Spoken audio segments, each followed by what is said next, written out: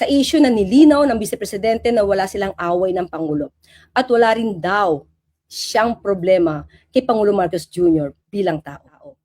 Nagpapatunay ito sa kanya na galing mismo na ang Pangulo ay hindi nagkaroon ng masamang pagtrato sa kanya bilang tao at bilang Vice Presidente. Sa totoo nga, kahit hindi siya nagtatrabaho at lagi siya nasa ibang bansa, wala tayong madidinig kay Pangulo Marcos Jr.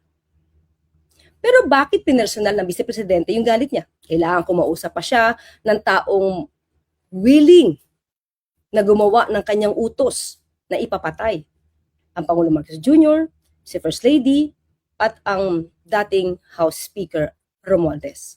Pinapalabas niya na walang kakayanan daw mamuno at ang bansa ay in chaos. Sa totoo lang, sino ba ang gumagawa ng kaguluhan?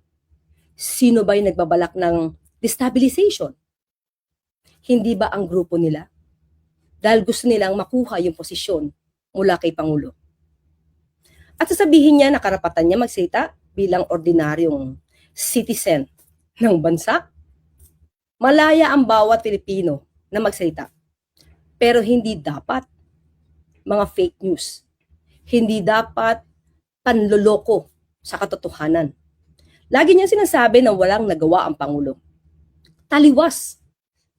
Taliwas na sinasabi mismo ni dating Vice Presidente Leni Robredo. Siya mismo nagpatunay na maraming ginagawa ang gobyerno. Maraming proyekto ang Pangulo. Nandiyan ang pabahay, pati yung pag-aayos sa matagal ng problema tungkol sa baha.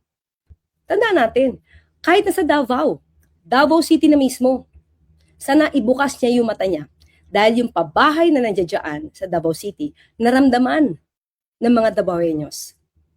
Pati na po yung pagsasaayos ngayon dahil sa patuloy na pagbaha dyan sa Davao City. Inaayos po yan ng gobyerno sa utos po ni Pangulo Marcos Jr. Sana wag magbulag-bulagan.